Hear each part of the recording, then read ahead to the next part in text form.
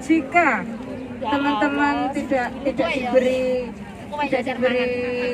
masker dan tidak diberi hand sanitizer, itu bisa mengadukan hal ini dengan membuat surat,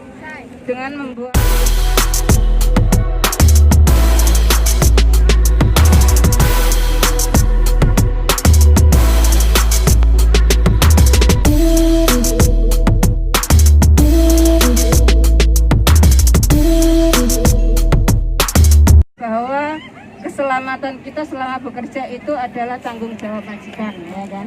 Jadi masker, hand sanitizer ini adalah kebutuhan wajib kita saat ini dalam kondisi yang seperti ini. Jadi itu adalah tanggung jawab majikan, itu ya. Terus jika teman-teman tidak diberi masker dan tidak diberi hand sanitizer, itu bisa mengadukan hal ini dengan membuat surat, dengan membuat diary atau catatan. Teman-teman di sini masih ada yang kenal dengan diary enggak? Diary itu apa? Diary itu catatan. Diare bukan sing ikut ah. Diary. Diare mah bahasa gaulnya diare gaulnya loh. Nah, itu buku untuk mendokumentasikan kegiatan kita sehari-hari kayak gitu. Nah, itu.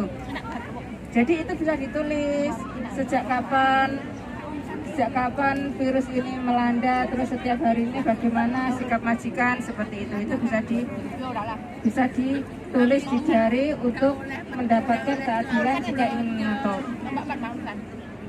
Terus bagaimana jika majikan kita menyuruh kita untuk memutus kontrak? Di sini ada nggak yang pernah dengar temennya atau mendengar berita di mana gitu pembantunya disuruh memutus kontrak karena majikannya di PHK? Sering dengar pulau ya Mbak. Belum dengar. Tapi ada kasus yang dimana majikannya sekarang kan banyak sekali yang home office ya, home office. Nah, kalau yang kayak barber itu kan ditutup. Nah, kalau kayak gitu kan biasanya yang majikannya biasa bekerja, jadi tempat bekerja. Nah, bagaimana tindakan kita ketika majikan kita yang ingin kita memutus kontrak? Apa yang harus kita lakukan? Bisa tahu jawabannya? Itu di situ masih ada satu mic kan? Nggak tahu? Belum tahu. Pengen tahu nggak? Pengen tahu ya? Nah, jika majikan sebenarnya pengen kita pengen mutusin kontrak kerja, tapi karena tidak ingin dapat ini catatan buruk di imigrasi, mereka nyuruh kita yang memutus kontrak kerja. Nah, itu kita wajib menolak. Ketika majikan yang ingin memutus kontrak tapi nyuruh kita yang mutusin kontrak, jangan mau. Nah, jika kita tidak mau, saat majikan nyodorin surat ke kita, harus kita baca alasannya apa, kayak gitu. Nah, kalau nggak paham ya jangan ditandatangani ya, tapi kita bisa membuat surat sangkeng ininya ya, surat pengaduan ke imigrasi bahwa majikan pernah menyuruh kita untuk memutus kontrak karena kondisi Hongkong yang seperti ini, seperti itu. Itu jangan mau, apalagi yang sudah bekerja 5 tahun. Nah itu, karena saat kita sudah bekerja 5 tahun dan majikan memutus kontrak kerja kita bisa menuntut long service. Iya, tapi kalau kita yang memutus kontrak,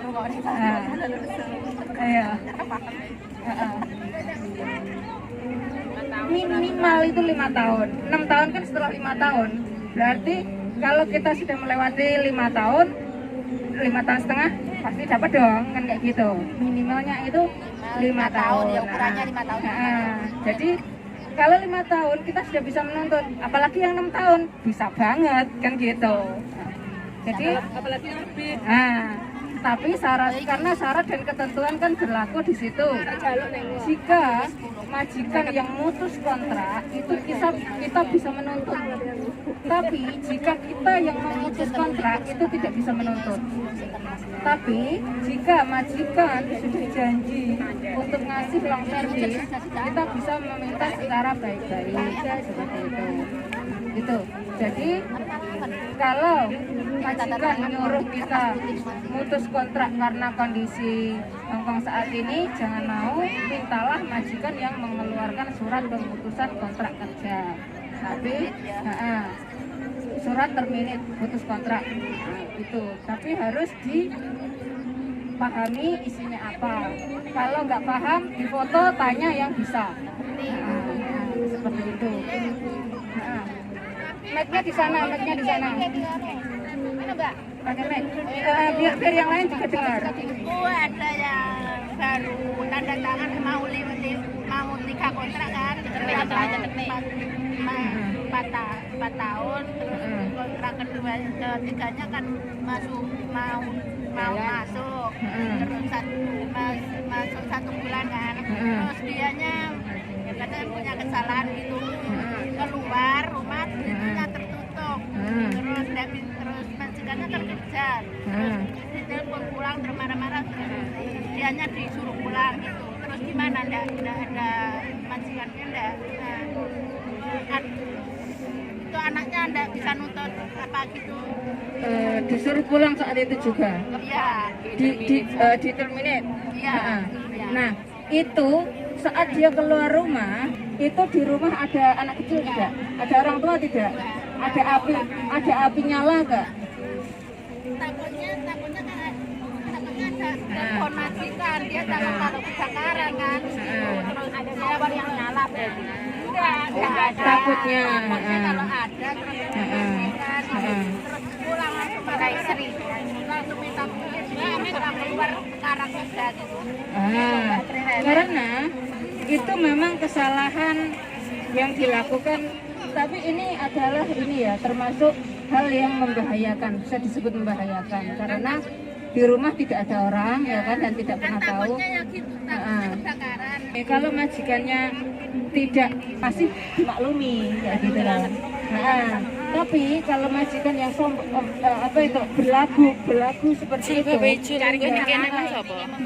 memang majikan berhak untuk memutus kontrak secara sepihak tanpa uang pemberitahuan, karena ini termasuk kesalahan yang lumayan fatal kayak gitu. Di rumah nggak ada orang ya kan, dan dia nggak yakin apakah ada api yang menyala atau tidak kayak gitu. Itu. Kalau dia nggak bisa karena itu termasuk kesalahan yang lumayan fatal itu. Gitu. Ya, makasih. Ya, sama-sama. Ada lagi? Iya, tapi haknya tetap dapat tiket pesawat ya, akomodasi, terus akomodasi itu yang ini uang makan dan uang perjalanan. Kalau di situ kan ditulis minimal kan $100. Aslinya itu kita bisa mendapatkan lebih karena perjalanan kita dari rumah majikan ke kampung halaman, selain tiket pesawat itu kan nggak cukup $100 untuk travel dari bandara ke rumah kita itu minimal 500 ya kan? Dianya dikasih tiket transit di Malaysia. Ini orangnya tiketnya kan cuma dikasih 1 bulan, uang 1 bulan itu terus sekarang dikasih tiket transit di Malaysia, diminta transit langsung Surabaya, katanya nggak bisa. Terus di Malaysia itu dia ketinggalan pesawat. Kasihan dia. Sendiri tiket lagi kan. Itu kalau masalah tiket harus transit itu adalah kebijakan majikan kan. Majikan wajib membiayai keberangkatan dan kepulangan pekerja rumah tangganya dari kampung halaman dan kembali ke kampung halaman. Jadi tidak ditulis harus dari Hongkong langsung ke apa itu bandara yang tercekat, nggak ada seperti itu. Yang penting dipulangkan sampai ke tanah airnya kayak gitu. Nah itu. Jadi untuk masalah ditransitin itu adalah kebijakan majikan sendiri, dan memang kita tidak bisa menuntut hal itu. Kalau kita mau dikasih yang langsung berarti kita harus tambah. Seperti itu. Tapi yang paling pokok adalah majikan harus membiayai. Dimajikan ya, terus sudah 8 tahun di situ, mau pulang terus atau tidak kerja tahu. Itu uang liburannya berapa Kak? Uang liburan itu cuti tahunan. Iya. Cuti tahunan 8 tahun. Iya. Nah, saiki kabeh tangane ditokno. Nah, 8 tahun kan, ya. Sisakan 8 jari. Sisakan 8 jari ya. Terus 1 tahun itu 7 ya. Tahun kedua juga 7. 14. Tahun ketiga 8. Kan ditambah 1, kalau 3 tahun kan tambah 1 kan hitungannya. 8. Iya. 14 tambah 1. Kan apa itu? Setiap kontrak kan biasanya diambil cuti tahunnya kan. Jadi tahun ke-8 tahun pertama 7. Tahun kedua 7. Tahun ketiga 8. Tahun keempat Maksudnya 8-nya tambah 1 loh. 7 berarti kan setiap tahun kan 7, setiap tahun 7. Jadi mulai naik ke 3 tahunnya itu tambah 1 hari. Setiap tahun setelah 2 tahun bekerja itu bertambah 1 tahun. 1 hari. Iya 1 tahun berarti tambah 1 tahun. 1 hari. Jadi setelah 7 berarti 8 ya kan? 15. Terus 9, 10 ya, 11, 12, 13. Ini kan Sampai 8. Berapa tadi? 12 sama 11 ya? Berarti berapa? 23. Nah itu 8 tahun dapat 23 hari. Nah, jika itu dikasih uang berarti majikan harus membayar setara 23 hari kerja.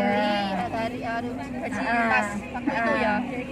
Berarti setara dengan bekerja 23 hari ya. Tapi jika itu diambil keluar lebih awal ya, kan ada tuh ya,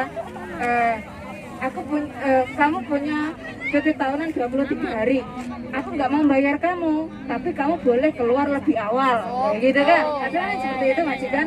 Nah, jika seperti itu, hari Minggu dan tanggal merah itu tidak termasuk cuti tahunan. Nah, jadi jika majikan nyuruh kita persis 23 hari, maka dalam 23 hari itu dihitung ada berapa hari Minggu, ada berapa tanggal merah yang punya kita. Itu harus dibayar uang. Gitu. Kalau normalnya 2 minggu ya sebelum habis kontrak harus keluar. nggak ada normalnya, itu karena kebanyakan kita itu 2 tahun ganti majikan. Makanya orang-orang menganggap bahwa keluar lebih awal 2 minggu itu normal. Perjalanan Sebenarnya juga itu diambil dari cuti tahunan kita pertama. Gimana Kak 8 tahun? Normal. Kan ya pas habis itu di kontrak kerja itu tanggalnya masuk berapa? Tanggal terakhir bisa. Terakhir bisa. Itu adalah tanggal terakhir kontrak kerja kita. Itu ya. Jadi tanggal yang ada di kontrak kerja itu bukan tanggal berakhirnya kontrak kerja, karena itu adalah menandakan sejak tanggal itu kalian berdua bekerja dan majikan berarti nyimak kabeh iki, ngerti nggak salah. Bekerja dan majikan itu menyetujui, bekerja dan majikan kan itu menyetujui apa yang ada di dalam kontrak kerja, termasuk pertama itu gaji, nah ya kan, kedua uang makan, ya kan, ketiga akomodasi dan kondisi, ya. Nah itu sebabnya kenapa? Karena gaji kita itu kan bisa naik bisa turun, ya kan? Jadi itu yang menandakan sebagai tanda bahwa pekerja dan majikan menyetujui akan adanya perjanjian tersebut, kayak gitu. Jadi untuk mengetahui kapan kita finish kontrak itu tertera pada visa kerja kita, gitu ya. Nah, jadi kalau memang apa itu keluar sampai tanggal terakhir visa, maka majikan harus membayar cuti tahunan kita, seperti itu. Oke, ada yang masih bulat dengan penjelasan saya? Enggak ya? Oke, saat ini karena kita tidak pernah tahu yang kita lawan goib ini, ya Mbak Nina ya. Goib. Nah, kalau bentuknya seperti ini kita tahu, kita tampil lari, ya kan? Nah, seperti itu. Oke. Tidak kelihatan. Enek wujudnya, enek wujudnya, menggemparkan dunia. Itu kita sebaiknya membuat surat perjanjian jika kita disuruh majikan untuk ngambil cuti tahunan dalam masa corona dan akan kembali lagi setelah masa ini berakhir. Itu harus dibuat perjanjian, ya, harus dibuat perjanjian hitam di atas putih dengan bahasa yang bisa dimengerti kedua belah pihak, kayak gitu. Nah, bagaimana jika kita di rumah terus tiba-tiba diputus kontrak sama majikan, kayak gitu kan? Nah, kita kan nggak tahu tuh, balik aja ke Hong Kong. Nah, baru di situ kita bisa meminta bantuan organisasi atau LSM seperti Mission untuk membantu menuntut hak-hak kita, seperti itu. Karena di Indonesia pemerintah kita belum menyediakan lembaga yang bisa menuntut melalui Indonesia. Kalau di Filipina udah ada. Jadi ketika cuti dan diterminate sama majikan, nggak perlu balik Hongkong untuk menuntut. Cukup di Filipina sudah bisa. Seperti itu. Itulah perbedaan pemerintah kita dan pemerintah Filipina. Sangat beda. Nah. Dan kenapa di kontrak kerja kita ada pelarangan ada pelarangan ngelap jendela? Itu karena awalnya juga pemerintah Filipina yang memboikot Hong Kong, tidak mengizinkan pemberangkatan karena yang meninggal kemarin dulu itu kan orang Filipina. Alhamdulillah aku yang pertama. Yang tahun kemarin Iya, karena pemerintah Filipina didesak karena kan apa itu? Mungkin organisasi Filipina tidak terlihat semarak kita karena memang mereka ada di sentral ya, tapi mereka ini terus mendesak pemerintahnya, kayak gitu. Itu juga atas perjuangan kita juga, kayak gitu, karena kita kan juga terus-terusan memperjuangkan hak kita, kayak gitu. Itu terus. Jadi begitu ya, jika kita berada di Indonesia saat ngambil cuti tahunan corona dan sama majikan diputus kontrak, kita bisa kembali ke Hong Kong kemudian meminta bantuan organisasi untuk menuntut hak-haknya, kayak gitu. Pakai payung enggak? Ada payung enggak? Kalau disuruh ke panasan katanya. Mati ya. Tapi harus teman-teman. Oke. Bagaimana kalau kita dipaksa untuk tinggal di rumah selama liburan? Aduh, mumet aku ini. Mumet. Anaknya yang satu, cucunya yang satu kena, yang satu nggak masalah. Di Kandewa nggak masalah. Aku udah terus libur. Majikan kerja semua juga, anak itu majikan juga cuman 2 meter jaraknya, rales salaman. Biasa, tidak makan gitu enggak. Jus biasa kayak biasa nih nenek kiro tapi cuma lek metu waspada pakai anu terus pertama pakai sesuai tapi 2 minggu iki. Lebih kesian karena lain antiseptik wis nenek nggonku. Pak Soi saiki salah. Pak Soi wis sarane dhewe. Terus kalau nggak bisa caranya menolak, bisa tanya ke organisasi atau ke labor, seperti itu ya. Itu lapor sendiri, agak masalah kalau berani kayak gitu. Itu. Kak Bor ada tambahan?